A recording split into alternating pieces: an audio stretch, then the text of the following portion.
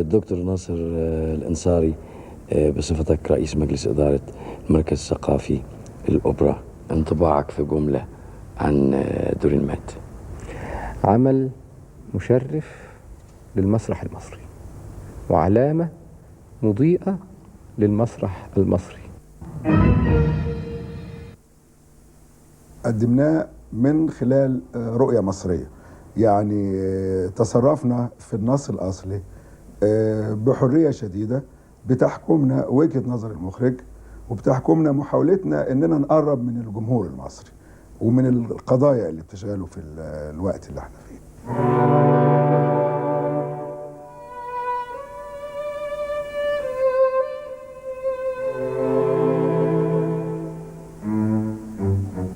مش عارفة ركب دماغي حكاية غريبة قوي.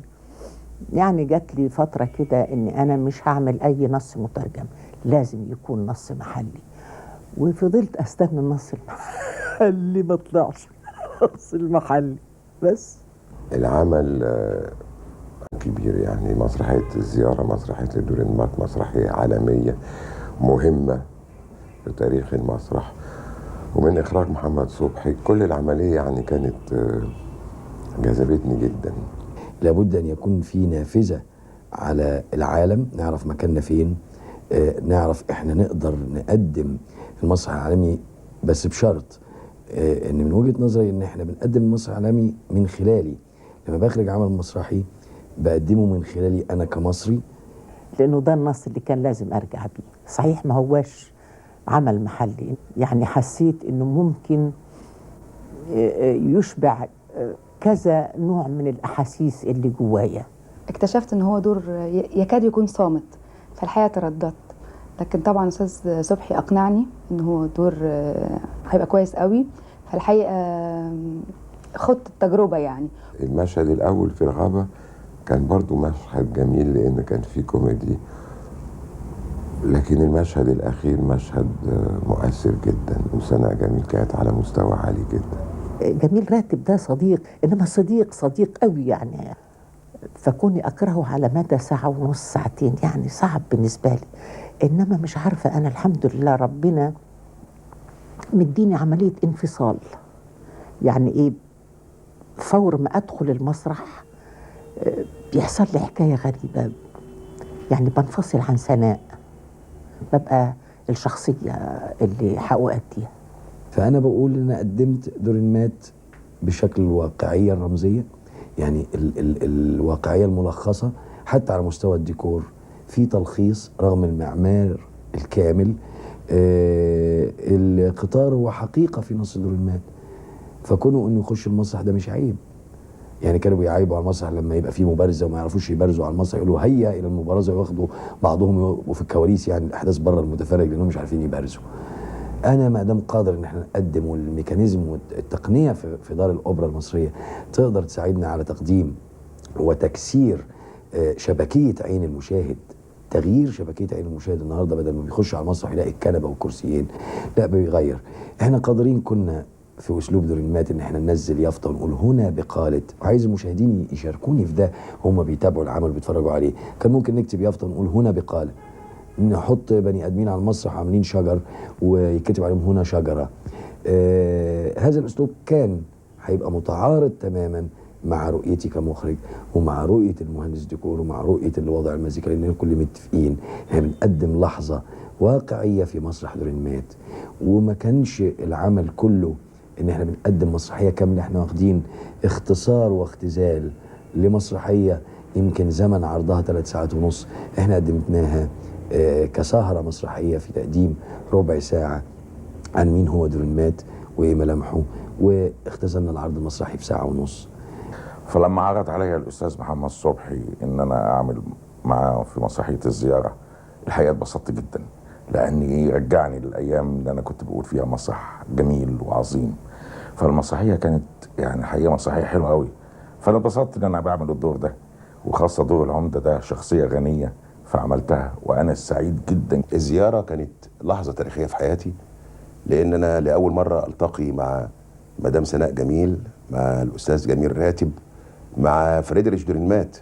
ده يعني كان حلم من احلامي ان انا اتقابل مع فريدريش دورنمات في اي عمل من اعماله، لان تابعت اعماله كمتفرج وكقارئ، لكن ما اشتغلتلوش حاجه ابدا. الدور مش بالكم، الدور نفسه بالكيف، وده حاجه عظيمه جدا الفنان لازم يعرفها. كانت بروفات لمدة 6 أشهر وتعب وعرق كتير جدا، اتعلمنا فيه المسرح حقيقي. ويا ريتنا نعيد أمجاد المسرح العالمي، احنا محتاجينه في هذه الفترة بالتحديد. ولما استدعيت ان انا اعمل في هذه المسرحية بعملاقين، سناء جميل، جميل راتب، محمد صبحي، دورنمات، أستاذ محمود أبو زيد، كوكبة من الفنانين، شيء عظيم ورائع. وفين على دار الأوبرا. أنا بقالي أكتر من 18 سنة برا مصر، وجيت زيارة لمصر ولقيت نفسي في الزيارة. يعني مش سهل إن الواحد يسيب المسرح وبعدين يرجع له في عمل. حسيت كل الناس بتحب بعضيها وعاملين تيم حلو. بشتغل مع شاب، يعني أنا ما كنتش أعرف إنه قد كده عظيم وحلو وفنان بمعنى الكلمة، يعني اسمه محمد صبحي على فكرة. وشغلي مع جميل راتب والشباب اللي أنا اتعرفت عليهم شباب حلوين، فحس في نفسي إن أنا قعدت بعيدة طول الفترة دي ما أعرفهمش، وفجأة عرفتهم وحبيتهم والعمل خلص، فكان لازم أعيط.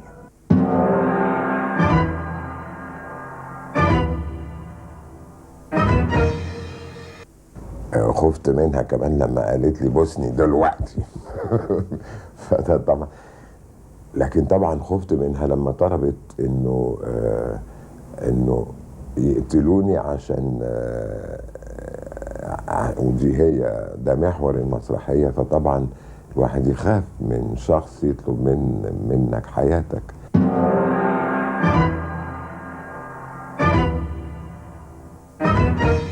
أما بالنسبة لي كمشاهد وليس كمعد للعمل، فأنا بعتبر وبآمل أن تكون مسرحية الزيارة بداية لمرحلة جديدة في المسرح المصري الجاد، وأن يكون المخرج محمد صبحي له دور كبير فيه كما نتوقع.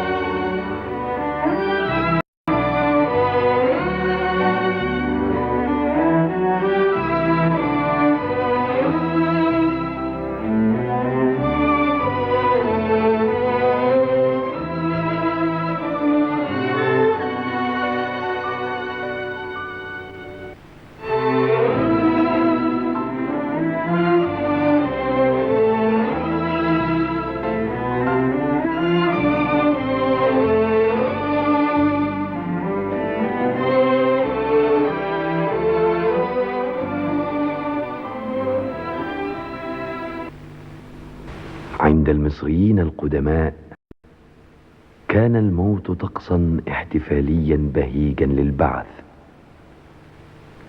أغلب الظن أن الفكرة ما زالت تسري داخلنا كنهر النيل العظيم، فها نحن كمصريين جدد نحتفل الليلة بموت دورنمات نحتفل باكتماله بدرا كاشفا مضيئا بالعقل بعض هموم الحياة.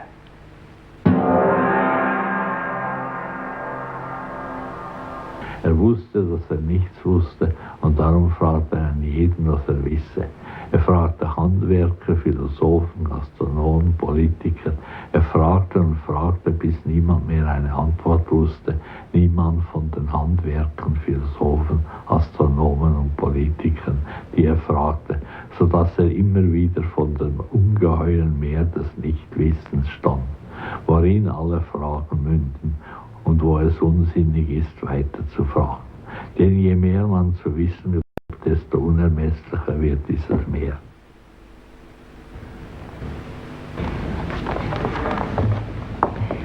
دورينمات يقول: كان سقراط يعرف أنه لا يعرف، فسأل كل من عرف، العمال، الفلاسفة، رجال الفلك، الساسة، ظل يسأل ويسأل ولا أحد يعلم، حتى اكتشف بنفسه مدى الجهل الذي يتمرغ فيه الجميع.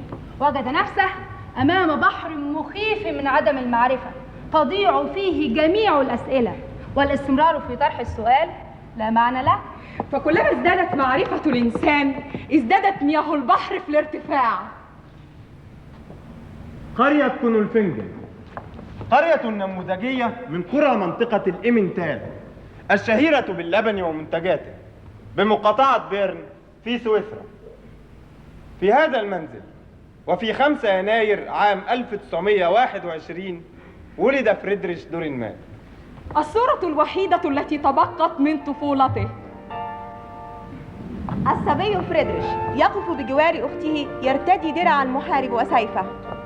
ظل دورينمات طوال حياته يقاتل في ساحة الكتابة بشجاعة نادرة، وليلة أن أنهى كتابه الأخير الأمل عند الفيلسوف كانت مات في 14 ديسمبر سنة 1990. كانت سويسرا كلها ترتب للاحتفال بعيد ميلاده 70، فتركهم ورحل، كما لو أنه قد قرر ألا يشاركهم. كان أبوه قسيسا، وجده لأبيه سجن ذات مرة من أجل قصيدة كتبها. كان سياسيا وشاعرا. منه تعلم دورينمات أن الكتابة شكل من أشكال الكفاح. درس الفلسفة والآداب كما درس العلوم الطبيعية، ولكنه لم يدخل الامتحان النهائي واتجه إلى الكتابة. وبجوار الكتابة للمسرح الذي أثراه ب18 عملا كتب الرواية والقصة القصيرة والشعر والدراسات النقدية. ومنذ صباه كان مهتما بالرسم، وظل يرسم حتى آخر لحظة.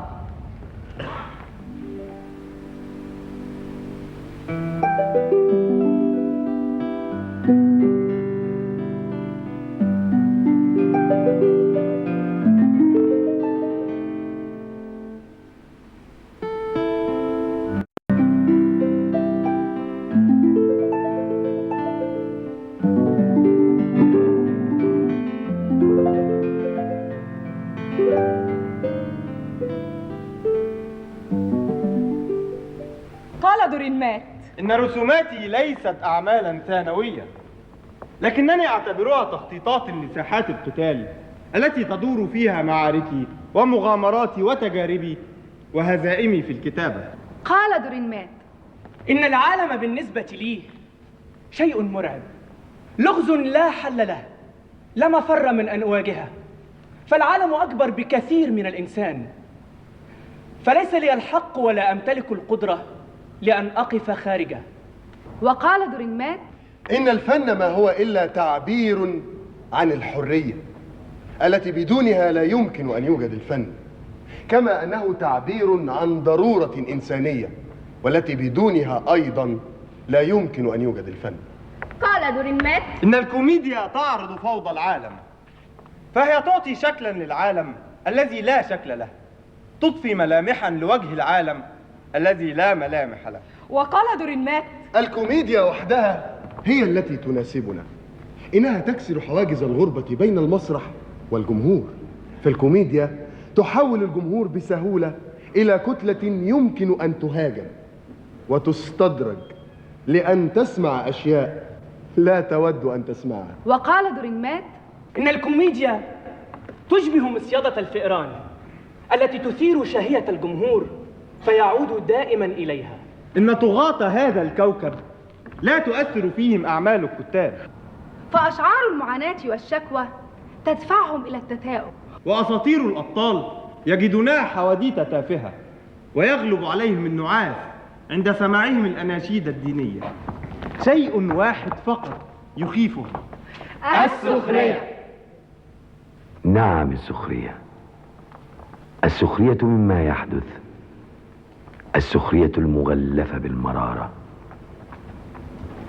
عندما تأتي السيدة العجوز وتقلب حياتنا رأسا على عقب وتفرض بالقوة نظامها الجديد، الزيارة.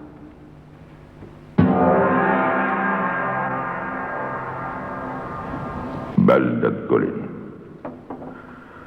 في كتب الجغرافيا لا توجد بلدة بهذا الاسم، لكن في زماننا هذا فوق سطح الكرة الأرضية توجد الكثير من المدن التي تشبه جولين، بل إن أغلب مدن العالم تشبهها بشكل أو بآخر.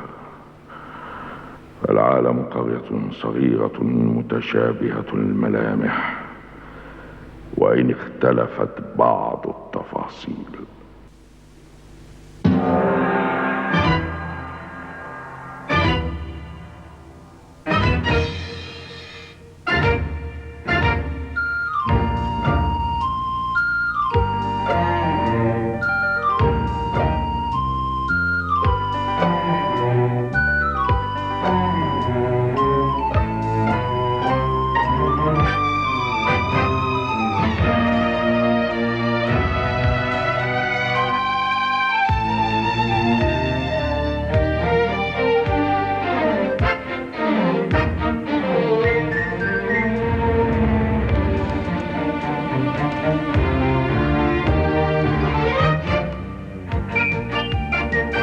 أفلست البنوك، انهارت المصانع، أغلقت المتاجر، رجالنا بلا عمل يتسكعون في الشوارع أو يجلسون في البيوت مخمورين. توقف المطر، توقف المطر، توقف المطر. هجر الأولاد المدرسة وتركوا العلم، ذهبوا يرتزقون، فقدوا أجمل أيام العمر. ابني هرب من المدرسة ليعمل في السوق، قادته الشرطة للسجن. ابنك لسه؟ ابني جوعان أخذ رغيفا. سيان من يسرق لقمة يسرق بنكا. مسكينة ابنتها ماتت في 4 من العمر، لم نجد لها ثمن الدواء، كانت كالوردة تذبل بين يدي، وأنا لا أملك شيئا أفعله. ارحمنا يا رب، ارحمنا، ارحمنا، ارحمنا. كان وباء ينتشر بأطفال البلدة، لا حل له غير طعام جيد. كان وباء. حاولنا لكن قدرتنا محدودة، لم يبقى غير الحزن والدعاء، لم يبقى غير الحزن. ارحمنا يا رب، ارحمنا، ارحمنا، ارحمنا.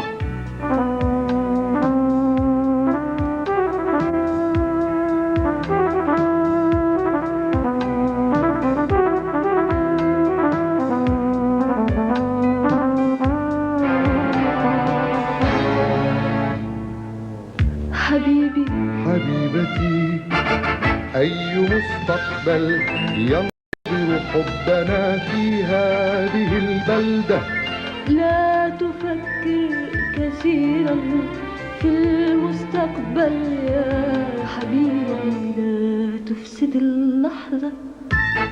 لما لا نعيش سويا في الحاضر الجميل؟ الحاضر الجميل أين هو ذلك الحاضر الجميل؟ حاضر حبنا، إنني أحبك وأنت تحبني، ألا يكفي هذا؟ في هذه البلدة الكئيبة التعسة لا يمكن للحب أن يترارى. يا حبيبي، فرغم هذه الكآبة ورغم هذه التعاسة التي يتمرغ فيها الجميع، يترعرع حبنا وينمو وينمو وينمو ويثمر.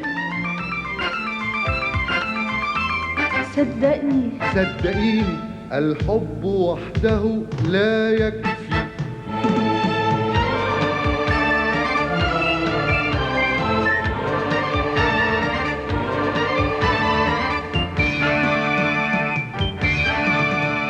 أغلقت الكنيسة ولم يعد يدخلها أحد.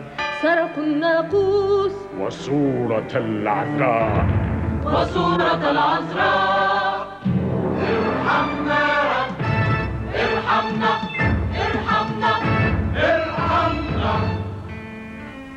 لكن الخير قادم يا قوم، لا تفقدوا الإيمان، بعد الظلمة يأتي النور، بعد الليل الفجر.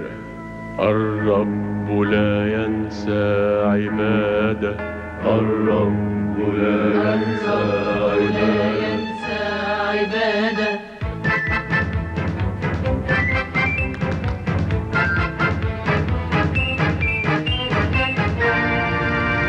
وأنت يا عمدة ما الحل؟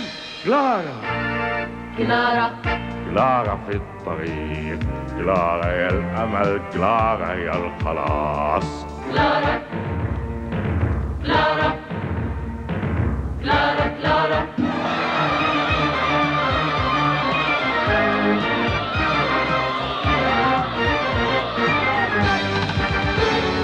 كلارا مليونيرة، كلارا مليارديرة، عندها شركات بترول نحاس خشب ألماس، سلاح وعطور سفن ونمور، ذهب جلود حرير حديد، وبنوك تأمين من ريو للصين. شركات عندها طيارة وجزر، أقمار صناعية، سفن فضائية، شباك جاسوسية، نوادي قمار في العالم كله.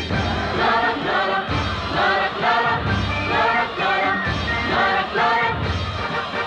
كلارا هي الأمل، كلارا هي الخلاص. كلارا كلارا كلارا كلارا كلارا كلارا كلارا كلارا. كلارا هي الأمل، كلارا هي الخلاص. كلارا كلارا كلارا كلارا كلارا كلارا كلارا كلارا. كلارا هي الأمل، كلارا هي الخلاص. كلارا.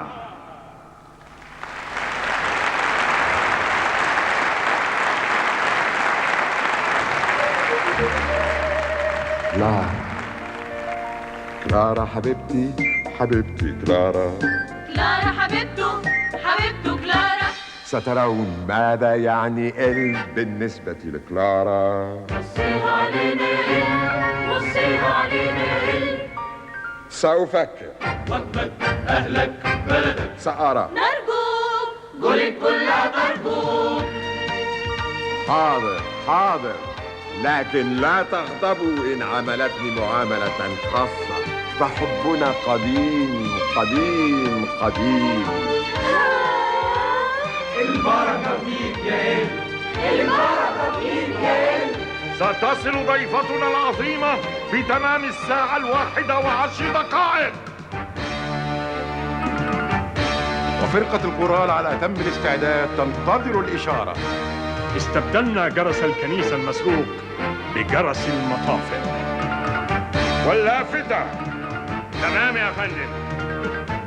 والناحية الثانية ماذا أكتب عليها؟ اكتب كلاما عاطفيا رقيقا. إنها ابنة البلدة. لقد كانت قصة حب كثير. نعرف القصة. نعرف القصة. نعرف القصة. قصة حب كبير. الغابة، الشونة والطيور. لا يمكن أن تنسى أيامي مع كلارا. كلارا كلارا كلارا كلارا كلارا كلارا كلارا كلارا كلارا هي الأمل. كلارا هي الخلاص. كلارا هي الأمل. كلارا هي الخلاص. بعد الله. بعد الله.